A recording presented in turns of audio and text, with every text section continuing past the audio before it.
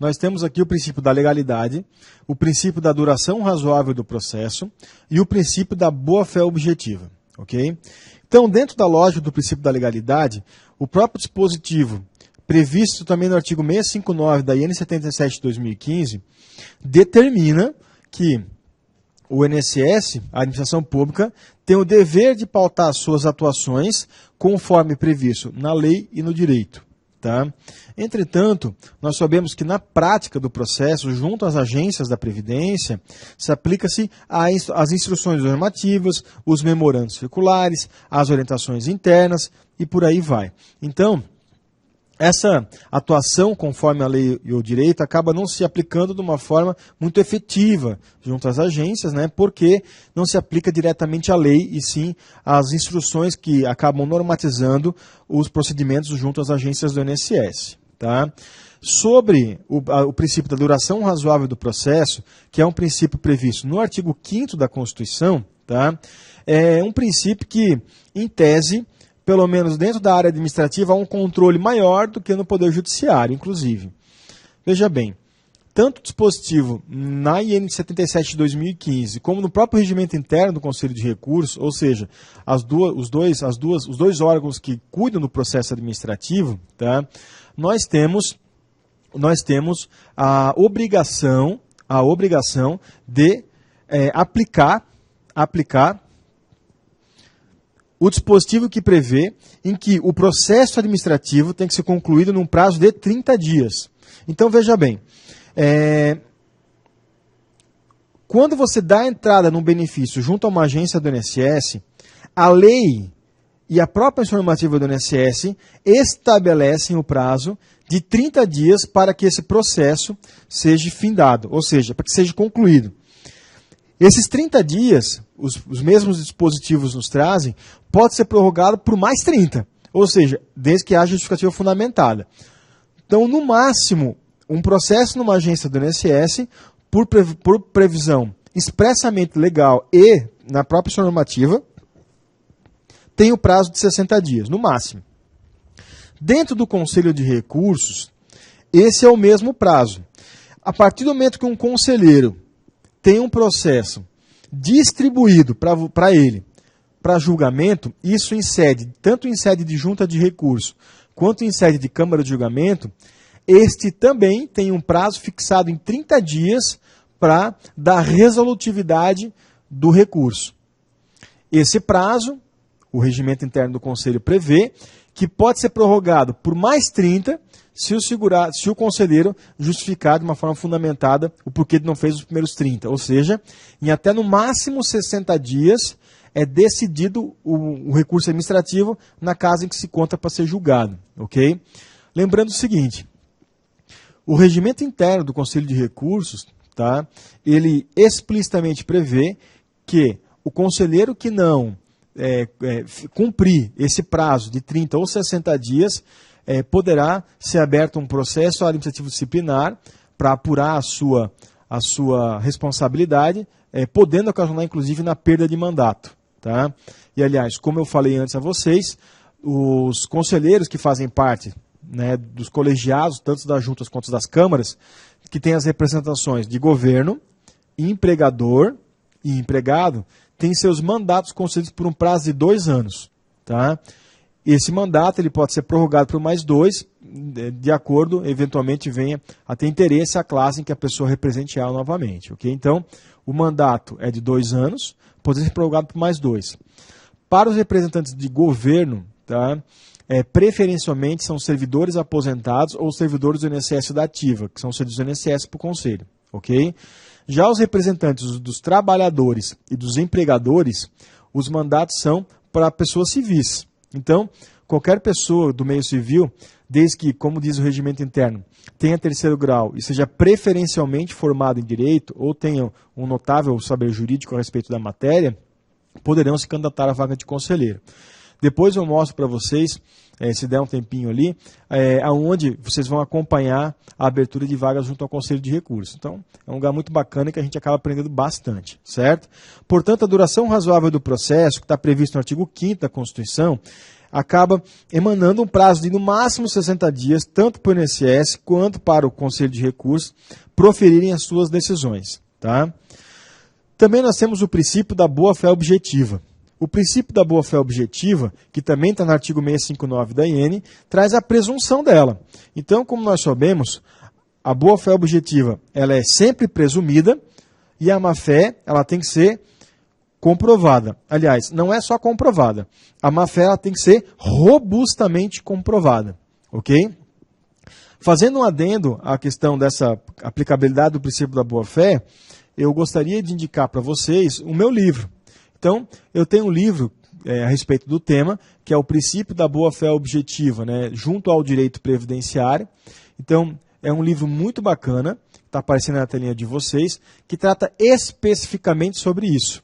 Então, ele é um livro que é oriundo da minha dissertação do mestrado, né, em que eu trato sobre a aplicabilidade do princípio da boa-fé objetiva nas relações jurídicas de proteção social, e aí incluído o direito previdenciário também. Okay?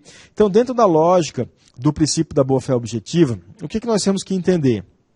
Bem, a boa-fé objetiva, ela faz com que as pessoas que eventualmente compactuaram com algo num passado, se obriguem a adimplir com aquilo que eventualmente se prometeram. Então, pela lógica do princípio da boa-fé objetiva, emana o princípio da confiança. Então, as pessoas confiam naquilo que apostaram.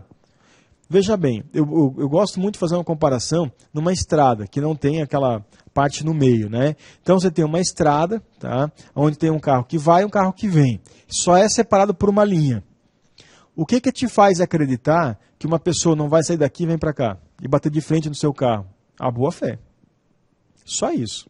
Mais nada. Então, gente, a boa-fé objetiva, ela se traduz no princípio da confiança. Quando as pessoas confiam naquilo que outrora fora compactuado, será adimplido quando necessário. Ok? Então, sob a lógica do princípio da boa-fé, ela acaba ainda se aplicando tanto a particulares quanto ao próprio poder público junto à sociedade. E é claro que a sociedade também tem uma caracterização do princípio da boa-fé objetiva junto a seus pares. Veja bem, nós pagamos a Previdência Social, aliás, o princípio da boa-fé objetiva se relaciona até com o próprio princípio da solidariedade. Então, veja bem, nós pagamos a contribuição previdenciária hoje, e aí formatando o conceito de princípio da solidariedade, não para custear os nossos benefícios. Nós pagamos hoje a contribuição previdenciária para custear os benefícios dos nossos pais, dos nossos avós, né, dos nossos amigos que eventualmente estejam em auxílio-doença, e por aí vai.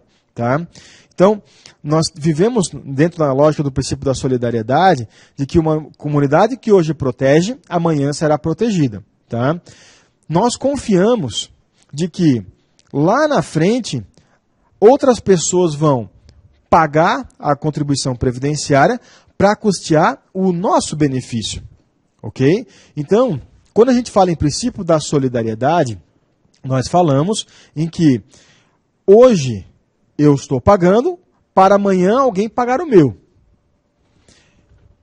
Levando em conta isso, o artigo 195, caput da Constituição, nos traz a questão da obrigatoriedade da contribuição previdenciária por toda a sociedade de quem dela participa.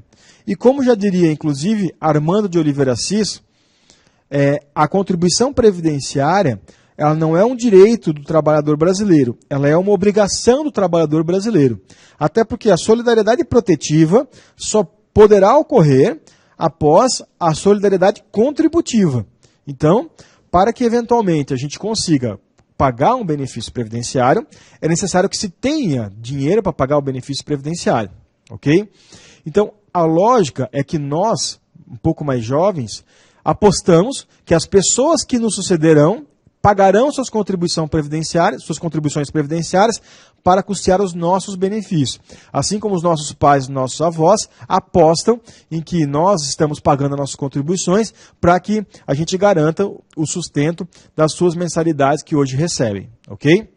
Agora, a boa-fé objetiva dentro do direito previdenciário, ela é muito relacionada na prática do processo administrativo na questão de irregularidades.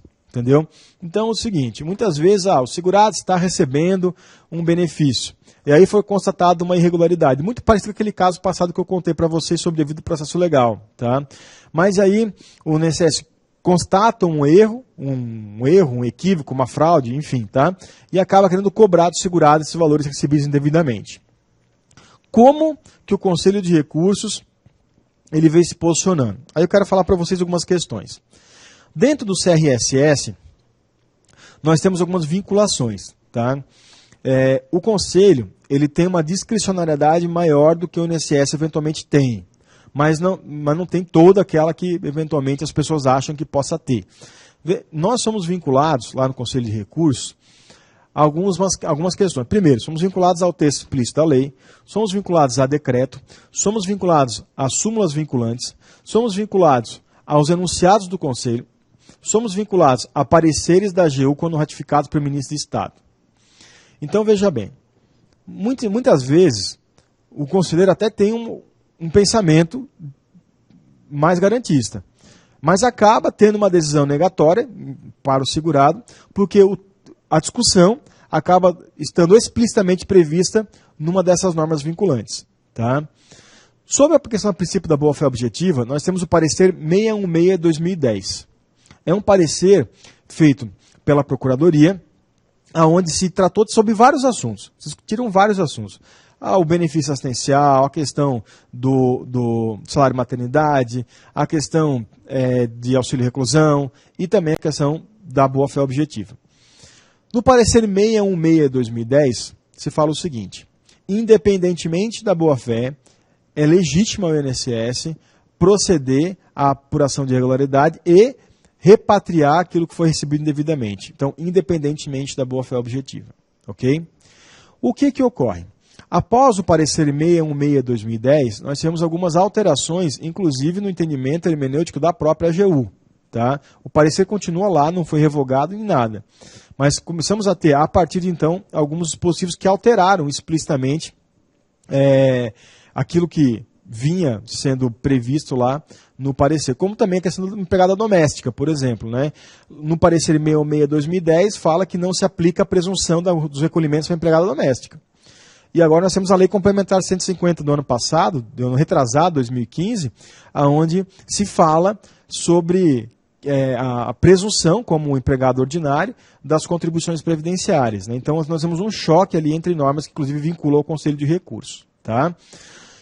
Dentro da questão da boa-fé objetiva, nós temos, ao arrepio daquilo que o parecer 616/2010 explicitamente ainda prevê, tá? Algumas decisões, como por exemplo essa aqui, da 17ª Junta de Recursos, que fala o seguinte: o INSS não pode cobrar da segurada os valores recebidos de boa-fé em virtude de erro administrativo, para o qual ela não contribuiu ou concorreu, conforme a interativa jurisprudência consagrou o princípio da irrepetibilidade dos valores de benefícios previdenciários sempre que verificada a boa-fé no beneficiário. Tá? Ademais, a súmula 106 do TCU estabeleceu que o julgamento pela ilegalidade da concessão de reforma, aposentadoria e pensão não implica por si só na obrigatoriedade de reposição das importâncias, né? Já que recebidas de boa-fé até a data do conhecimento da decisão pelo órgão competente. Embora ainda não tenha tese vinculante no âmbito administrativo a respeito do assunto, cabe ao órgão julgador a aplicação do direito segundo o princípio do livre convencimento motivado, ressaltando o caráter opinativo de manifestação. Então aqui nós tivemos uma decisão aplicando, de primeira instância, aplicando o princípio da boa-fé objetiva dentro do direito previdenciário, dentro do processo administrativo. Agora eu queria falar para vocês a respeito da aplicação do princípio da boa-fé objetiva dentro dessa lógica da vinculação do Conselho de Recursos aos seus enunciados. Notem, o conselheiro ele é obrigatoriamente vinculado aos seus enunciados. Ponto. Tá? Tem alguns enunciados ali que são previstos para que eventualmente se apliquem junto às decisões do Conselho. E por mais que o relator do processo não se sinta confortável, por exemplo, não concordo com o enunciado, ele é obrigado a aplicar o enunciado sob pena de apuração de responsabilidade funcional. Ponto. Tá? Então veja bem, aliás, e se por um acaso o Conselho não aplicar o enunciado, estou falando no INSS, falando no Conselho de Recursos, né? É cabível uma revisão de ofício, para que se reveja, anule o acordo e reveja o voto. Ok? Então, é importante que vocês conheçam as regras do jogo, para poder aplicá-la ela no dia a dia de vocês.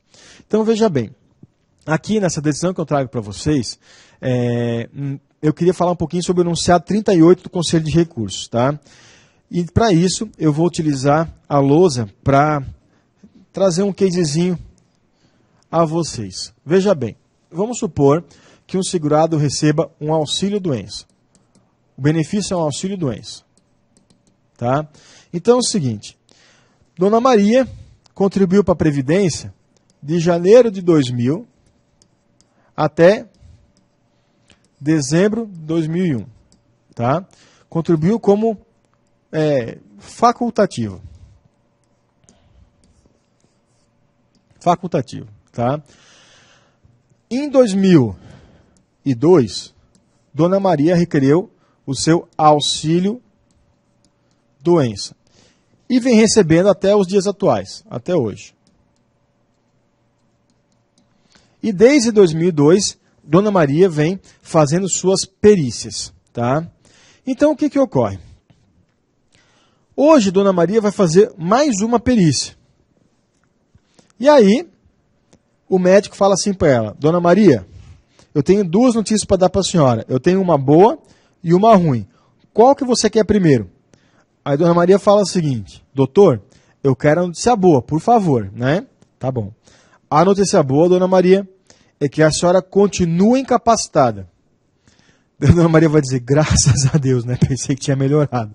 Mas enfim, mas tá. E qual é a notícia ruim, doutor? Pô, já que eu tô com um problema de saúde, né? E a notícia boa, qual é a ruim então, né? Não, a ruim assim, ó, é o seguinte, a ruim é que quando a senhora deu entrada no benefício aqui, ó, lá em 2002, o médico disse que a sua data do início da incapacidade tinha sido em dezembro de 2001. E a sua data do início da doença também. Mas pelos documentos que a senhora está me trazendo aqui, a sua data do início da incapacidade e a sua data do início da doença, elas são em dezembro de 99. Daí a Dona Maria vai dizer, mas doutor, e eu com isso? Eu estou incapacitada, né? Ele vai dizer, Dona Maria, infelizmente é o seguinte, dentro do artigo 60 da Lei 8.213, artigo 59 seguintes da Lei 8.213, não é devida a concessão do benefício de auxílio-doença quando a pessoa ingressar na Previdência, ou seja, começar a contribuir para a Previdência, estando incapacitada. Ela vai dizer, como assim? Quer dizer o seguinte, que como eu estou alterando a sua data do início da incapacidade para 99, quer dizer que a senhora esteve incapacitada antes de contribuir. E a senhora não tinha contribuições lá atrás. Portanto, mesmo incapacitada, todo o benefício da senhora ele é indevido. Ok? E o que o INSS vai fazer nessa situação aqui? O INSS vai suspender o benefício para ela, e o INSS vai cobrar os últimos 5 anos dela, que ela recebeu indevidamente o benefício. Tá? Mas é claro que para isso vai se garantir o devido processo legal. Ou seja, os primeiros 10 dias para que o segurado apresente suas manifestações no ofício de defesa, não sendo válidas as manifestações, 30 dias para o prazo de recurso. Tá bom? Tá bom. Gente, dentro da lógica do Poder Judiciário, dificilmente vocês vão falar para o segurado, olha, você tem 100% de ganhar esse caso aqui. Eu, pelo menos, dos colegas que eu tenho, que são advogados aí, sempre falaram para mim que nunca iriam fazer uma afirmação dessa para um cliente, né? Porque não se sabe o que pode vir numa decisão judicial. Dentro do Conselho de Recursos, ou dentro do recurso administrativo, você já tem uma certa segurança em determinadas decisões. E um caso é justamente esse case aí que eu estou passando para vocês. Por quê? Eu falei para vocês que o conselheiro, por mais que não concorde, ele é obrigado a aplicar o enunciado. Ponto. E o enunciado 38 do Conselho de Recursos, ele fala justamente isso aqui. Ele fala justamente isso aqui que eu vou passar para vocês agora.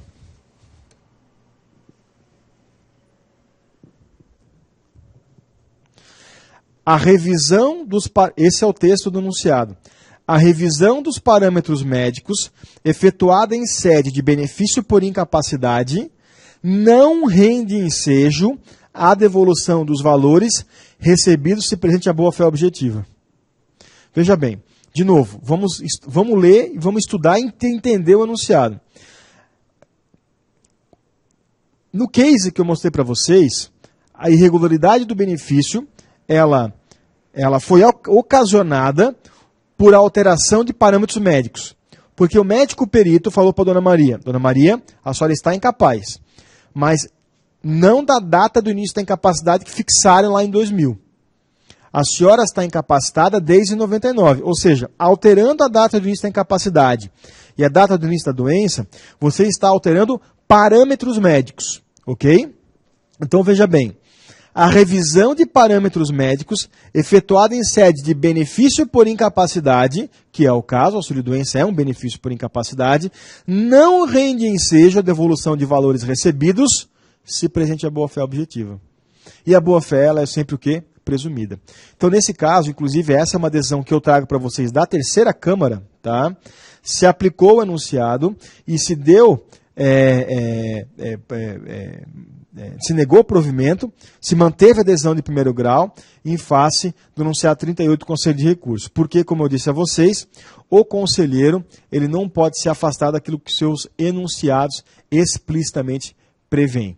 Então, pessoal, é importante que vocês conheçam os enunciados, é importante que vocês conheçam os dispositivos que são obrigatoriamente vinculados ao Conselho de Recursos. Para quê? Para que façam uma petição boa e para que não se frustrem com alguns resultados. Ok? Então, pessoal, continuando aqui sobre a aplicabilidade de alguns princípios dentro do processo, da prática do processo administrativo, né, nós temos o princípio da verdade real, o princípio do informalismo procedimental, o princípio da oficialidade e o princípio do direito adquirido, ok? Então, trazendo aqui um exemplo da aplicabilidade do princípio da verdade real junto ao processo administrativo, numa decisão do Conselho, tá? Nós temos aqui um recurso julgado a respeito do nexo técnico epidemiológico, do NETEP, onde a empresa entrou com um pedido de recurso para que seja revisto a espécie. Ou seja, o segurado deu entrada no auxílio-doença previdenciário. Na ocasião da perícia médica, a perícia do INSS enquadrou o nexo técnico epidemiológico, reconhecendo assim a acidentalidade em face do meio ambiente do trabalho. Tranquilo. A empresa recorreu. A junta de recursos negou. A empresa recorreu para a Câmara de Julgamento. Tá? Nesse caso aqui, o que ocorreu? Em respeito ao princípio da verdade real, em face da apresentação por parte da empresa do início razoável de prova material, os autos foram convertidos em diligência ou baixados em diligência preliminar ou em mesa, para que fosse feito um procedimento que é previsto junto ao INSS, chamado de visita técnica. Tá? A visita técnica é quando um médico perito do INSS comparece à empresa para confirmar determinado fato que está sendo apurado, está sendo julgado. Então, é importante, inclusive para quem advoga para a empresa e sabe dos números, porque, pelo que se vem consultando nas jurisprudências oriundas da Justiça Estadual, porque os benefícios acidentários são julgados por aquela instância,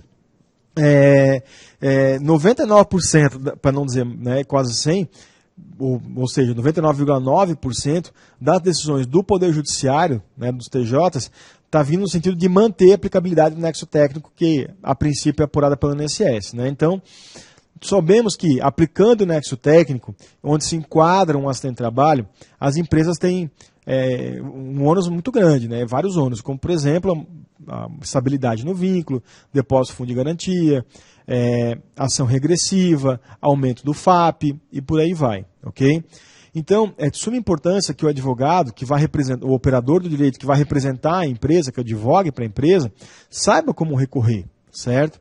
E então nós temos acompanhado que algumas decisões do Conselho estão vindo para tutelar a possibilidade de alteração de nexo em respeito ao princípio da verdade real. A empresa ela só tem que assumir o ônus da acidentalidade se realmente ela é responsável. O nexo técnico ele tem uma aplicação relativa e não absoluta. Ele é aplicado via sistema. Então é importante que a pessoa demonstre, a empresa demonstre, junto ao recurso, o porquê que não é um nexo técnico. Então, muitas vezes a empresa fala, não, a pessoa ela já veio com isso. Tem um problema no braço, ela é costureira, mas o problema no braço é porque ela trabalhava na agricultura.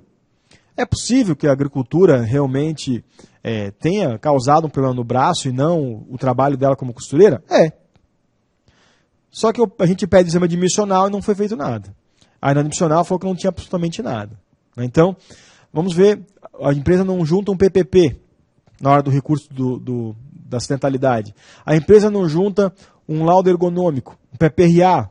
Não, é difícil. Então, veja bem, para que se converta em diligência, inclusive, né, e para que se tenha um mínimo de fundamento junto a um recurso administrativo de alteração de espécie e benefício, o mínimo que a empresa tem que juntar são documentos que embasem a sua tese. E não somente, tem um relatório médico aqui da empresa. Não, entendeu? Então, nesse caso, gente, quando vocês vão recorrer, estão havendo alguns êxitos junto ao recurso administrativo sobre alteração de espécie, mas desde que devidamente fundamentado. No caso da decisão aqui, em que a gente traz para vocês, foi alterada a espécie após uma visita técnica, onde a própria perícia médica do INSS entendeu de que, de fato, o meio ambiente do trabalho não poderia ser responsável pela acidentalidade ou pela patologia que venha a ter sido causada no segurado. E foi revertido aqui a decisão, ok? Então, mais uma vez, em respeito ao princípio da verdade real, os autos foram convertidos em diligência no primeiro momento, ou em diligência preliminar. Depois nós vamos ver a diferença entre as duas, tá? Depois não, vamos falar agora, né? A diligência preliminar, ela não necessita de uma sessão de julgamento, ela é uma decisão interlocutória, né? Já a conversão em mesa é uma decisão feita pelo colegiado em sessão de julgamento, ok?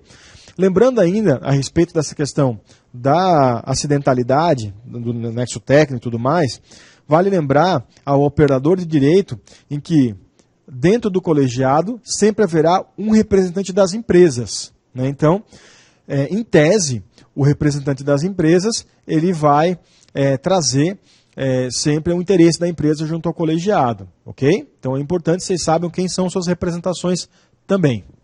Então, aqui um outro princípio que a gente vai falar um pouquinho, o princípio do informalismo procedimental.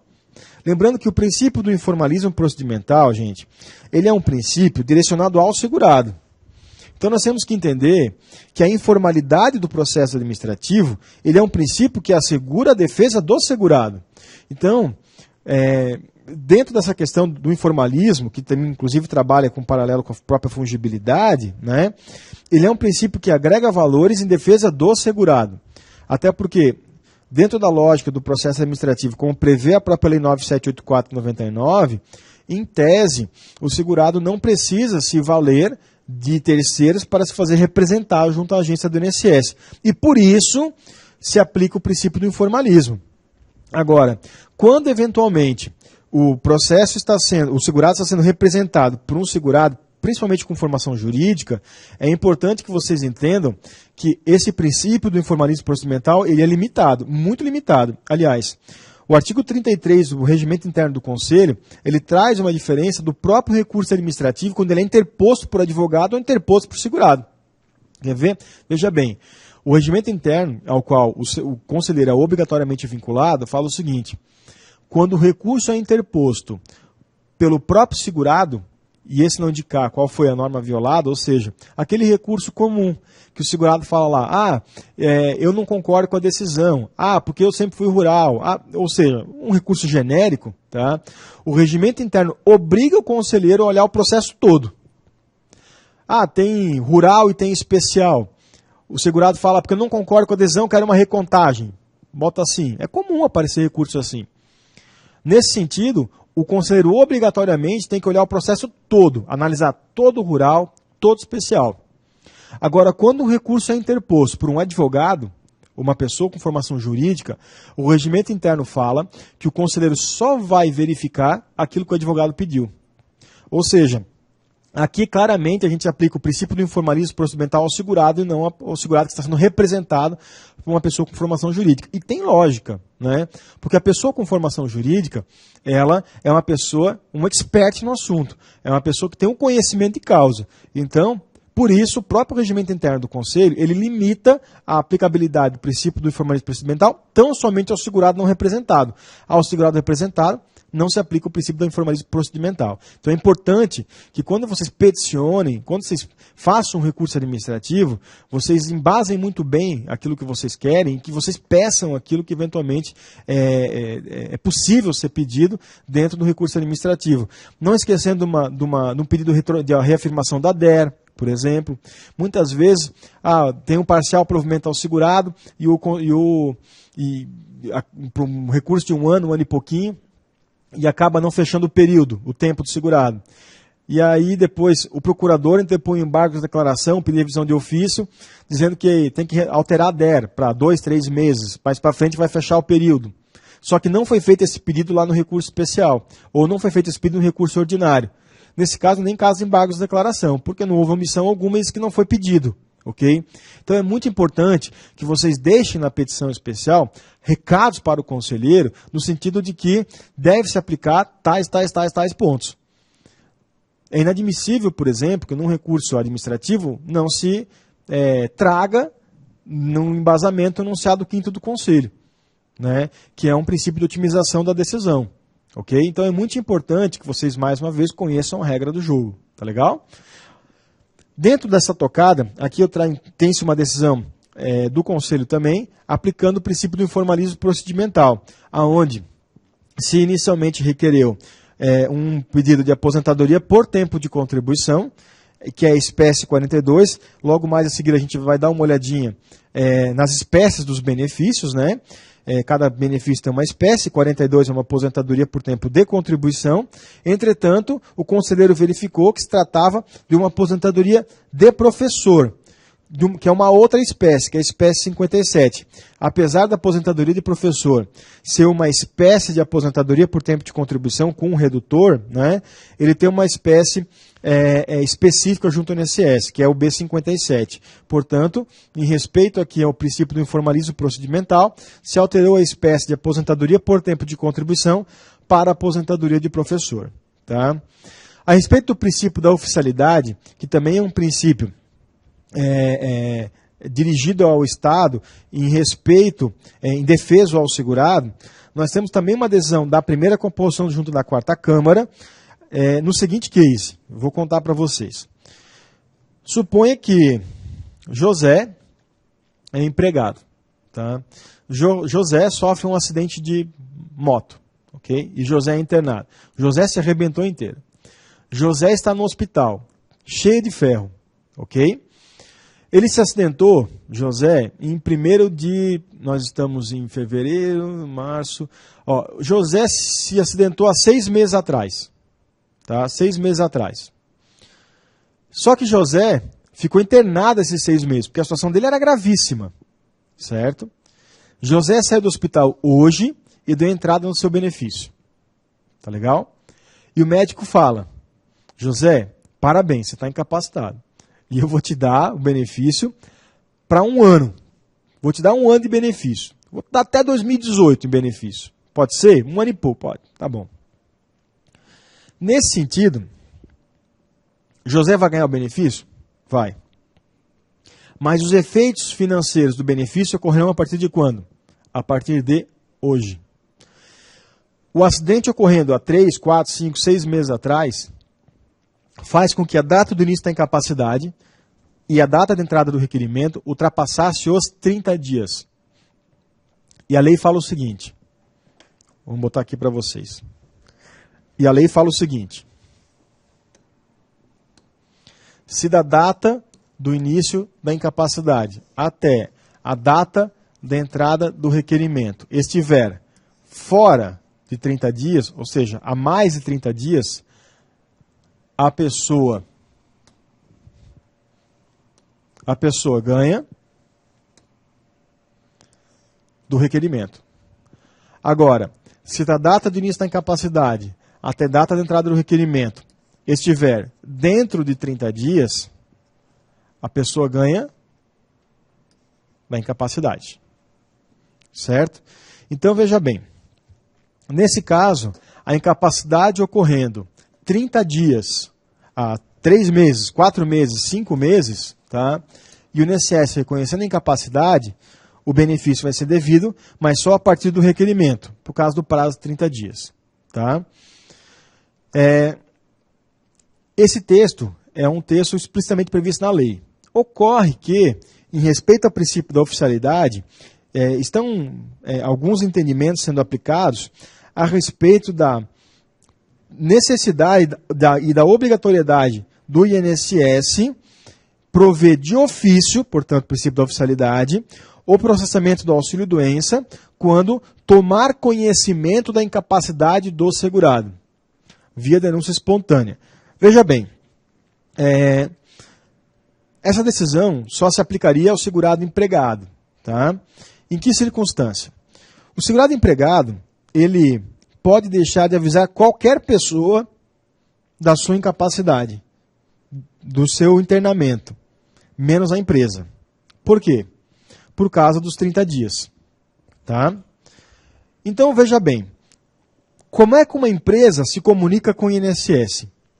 A empresa se comunica com o INSS através da GFIP. O que é GFIP? Guia de Fundo de Garantia e Previdência Social. Tudo é tipificado na GFIP. Então, olha só, o Rafael é empregado e o Rafael machucou a unha, tem que ficar 2 dias em casa, o dedo tem que ficar 2 dias em casa. Tá bom? Tá bom. A empresa vai informar via GFIP para o INSS de que o Rafael tem um afastamento por menos de 15 dias por doença. O Rafael pegou uma conjuntivite, tem que ficar 10 dias em casa, uma semana em casa. Mesma coisa, a empresa vai informar via GFIP para o INSS de que o Rafael ficou menos de 15 dias afastado por doença. O Rafael, ele é empregado, foi descer da escada na empresa, caiu e quebrou a perna, tem que ficar 90 dias em casa.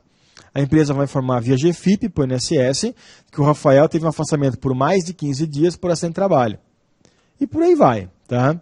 Então veja bem, nesse caso, como é que se traduz o princípio da oficialidade? Vamos supor que a empresa informou via GFIP para o INSS que seu José teve um afastamento por mais de 15 dias por doença ou por acidente de trabalho. Então qual é o entendimento que foi proposto aqui nessa decisão? É de que a partir do momento em que houve a transmissão da GFIP com a informação com afastamento de mais de 15 para aquele determinado segurado, o INSS teria, pela ciência que teve, a obrigação de proceder de ofício à concessão ou à materialização do benefício por incapacidade. E assim sendo, retroagindo a data de início do benefício, no caso de uma revisão, que é a decisão, para a data em que eventualmente foi transmitida a GFIP. Então, é o único caso em que a gente vem verificando junto ao Conselho de Recursos, aplicando o princípio da oficialidade, de retroação da DIB. O que seria a DIB? Data do início do benefício. Tá? Para a gente concluir ainda nesse bloco, a questão do direito adquirido como um princípio também relacionado ao processo administrativo. Gente, dentro do direito, né, em seus demais devidos ramos, nós temos algumas questões diferenciadas. Então, uma coisa é expectativa do direito, outra coisa é o direito adquirido e outra coisa é o direito consumado, certo? A expectativa de direito ou os direitos em formação, em tese, não podem ser tutelados. Em que pese, sob a ótica da boa-fé objetiva, talvez deveriam, né? Caso contrário, o direito nunca existiria. Então, o direito expectado é o direito que não se formou. O direito adquirido é o direito formado. O direito adquirido é aquele que já incorporou o patrimônio jurídico do segurado. Não quer dizer que já é um direito exercido, mas quer dizer que é um direito exercível. Ok? Então, muito se fala agora, nesses tempos aí, sobre a reforma previdenciária, sobre a PEC. Tá? E a gente notou, inclusive sai nos noticiários aí, de que muitas pessoas estão correndo para as agências do INSS para se aposentar. Gente, não precisa. Por quê? Porque até na data, eventualmente, se passar a reforma previdenciária, até na data da reforma, que for proposta a PEC, passar a PEC, aquelas pessoas que tiverem direito adquirido, são pessoas que podem requerer o benefício daqui a 2 anos, 3 anos, 4 anos, 5 anos. É irrelevante. Tá? Porque o direito já incorporou o patrimônio jurídico do segurado e, por isso, ele é passível de ser requerido quando ele bem entender. Ok? Diferentemente do direito expectado. Para o direito expectado, geralmente, quando se fala em reformas previdenciárias, isso a gente viu em 91, 98, 99, tá? Nós tivemos regras de transição para aquelas pessoas que estariam próximas de um benefício na data que eventualmente houve a promulgação da reforma, seja por lei ou seja pela Constituição. Ok? Então veja bem, direito expectado, o direito que está se formando, não pode ser tutelado. O direito adquirido é o direito já formado, é o direito que pode ser requerido a qualquer momento. E o direito consumado? O direito consumado nada mais é do que a efetivação do direito adquirido. Ok? Então são 3 coisas diferentes. Sobre essa questão do direito adquirido junto ao direito previdenciário, é um princípio que é fantástico e ele é muito utilizado dentro das decisões, seja na própria agência do INSS ou seja dentro da lógica do próprio processo administrativo que corre no INSS. Vocês querem ver um exemplo muito bacana sobre isso? Vamos supor que um segurado um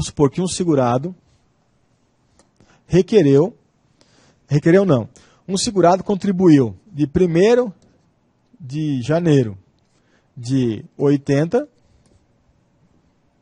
até 20 de dezembro de 93,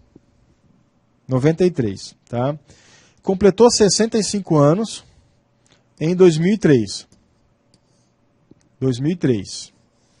tá? 2003. Parou de contribuir em 93. Esse segurado faleceu em 2016. Ok? Faleceu em 2016. Era casado com Maria. Certo? Se nós formos analisar o caso concreto, o benefício de pensão por morte seria indeferido. Por que indeferido? Porque do óbito até o último recolhimento ocorreu aquilo que a gente chama de perda da qualidade de segurado, que são os prazos instituídos no artigo 15 da Lei 8.213 de 91. Tá certo? Então vamos lá. Como requisito de pensão por morte, nós temos um deles, a qualidade de segurado do decujus. Entretanto, não obstante, por conseguinte, se nós formos verificar o caso em tela, certo? Esse segurado que faleceu, considerando suas contribuições em 93 e em 65, em 2003 ele tem completado 65 anos, esse segurado tinha o direito adquirido a um benefício previdenciário, que é o benefício de aposentadoria por idade.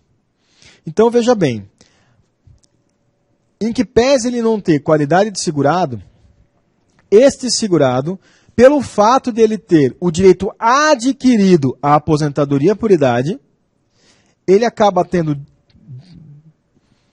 a possibilidade, aliás, ele acaba gerando a concessão da pensão por morte, porque se lhe fosse concedido lá em 2003 o benefício de aposentadoria por idade, ele se aplicaria na regra do artigo 15, inciso 1º da Lei 8.213, que fala o seguinte: mantenha a qualidade de segurado independentemente de contribuição aquele que está em gozo de benefício. Em que pese ele não estar efetivamente em gozo de benefício no óbito, ele tinha o direito adquirido a ele. Tá? Aí algumas pessoas já estão pensando, e o atrasado? Não, o atrasado não vai receber porque o direito não foi exercido, era um direito consumável. direito adquirido, ok? Então, se ele tivesse consumado o direito lá atrás não recebido, aí sim, os valores não recebidos em vida seriam depositados na pensão dos dependentes, ok? Um outro exemplo que se dá sobre a aplicabilidade do direito adquirido, numa circunstância muito parecida, tá? É o seguinte case. Pensem no seguinte, um segurado contribuiu para a Previdência de 2010 a 2012, tá? 2010 a 2012, ok? 2010 a 2012, vamos lá. O segurado contribuiu para a Previdência, vamos botar aqui no quadro que fica mais fácil de vocês visualizarem. O segurado contribuiu para a Previdência como empregado, de 2010, vamos botar 2013, tá? Como empregado. Ele pediu a conta aqui em 2013, tá certo? E morreu em 2016, ok? Ou seja, morreu 3 anos após a cessação aqui, da última contribuição. Vamos supor que ele foi mandado embora, sem justa causa, e vamos supor que ele requereu o seguro-desemprego, tá? O que lhe daria um período de graça de 24 meses. E aqui ele morreu em dezembro de 2016. Portanto, daqui para cá, mesmo com 24 meses de período de graça, ele também perdeu a sua qualidade de segurado. O benefício foi indeferido, tá certo? Entretanto, nota-se que em meados de 2014, tá? Essa pessoa foi comida de um câncer, de uma neoplasia. E na certidão de óbito, se verifica que a causa do óbito foi neoplasia. Então, o que se faz aqui? Se comprova de que o óbito foi decorrente da neoplasia e que essa neoplasia iniciou-se dentro do período de graça. Por quê? Porque por disposição prevista num próprio enunciado da PFE, Procuradoria Federal Especializada, ou numa súmula da AGU, prevê o seguinte: mantém a qualidade de segurado também quem teria o direito adquirido ao benefício por incapacidade. No caso, ou aposentadoria por invalidez ou auxílio-doença. Ou seja, mantém a qualidade de segurado não só aquele que está em gozo de benefício, mas aquele que teria o direito adquirido a um benefício por incapacidade. Olha que bacana. E nesse caso em tela, o benefício a ser concedido. É claro que óbitos oriundos de eventos traumáticos, né, ou imprevisibilidade, como um infarto, né, ou como um acidente de carro, já é mais difícil aplicar essa tese. Agora, mesmo o infarto, se foi comprovado que a pessoa já vinha com um problema coronário, com uma doença coronária há um tempo atrás, se comprovar que a incapacidade, o problema cardíaco, né, ou a neoplasia, ou algum outro problema de saúde, uma patologia, ocorreu dentro de um período de graça, pretérito, e que essa incapacidade se manteve ininterrupta até a data do óbito, é devido à concessão da pensão por morte. Por quê? Porque o de cujos tinha o direito adquirido a um benefício por incapacidade. Seja ele aposentadoria por invalidez, seja ele o benefício de auxílio-doença previdenciário. Ok? Então, fiquem atentos à aplicabilidade do direito adquirido junto às circunstâncias que norteiam o direito material do processo administrativo. Um outro exemplo muito, mas muito bacana sobre a aplicabilidade do direito adquirido, em que existem decisões também nesse sentido no Conselho de Recursos, é sobre a aplicabilidade do período de graça dentro do aspecto do direito adquirido nos processos administrativos. Querem ver? Eu vou botar no quadro o exercício, depois a gente vai para o nosso intervalo. Veja bem, vamos supor que o segurado contribuiu para a Previdência de 1º de março de 80 até 30 de março de 90, tá? Como empregado. Aí depois ele contribuiu, parou de contribuir e voltou a contribuir 1º de março de 2015 e 14 até 20 de março de 2014. Ok? Tá certo? Como empregado também. Rafael, mas só 20 dias? Só 20 dias. Passando o intervalo do bloco, eu volto para vocês aqui e a gente acaba trazendo a resolução dele, tá bom? Pessoal, até daqui uns minutinhos.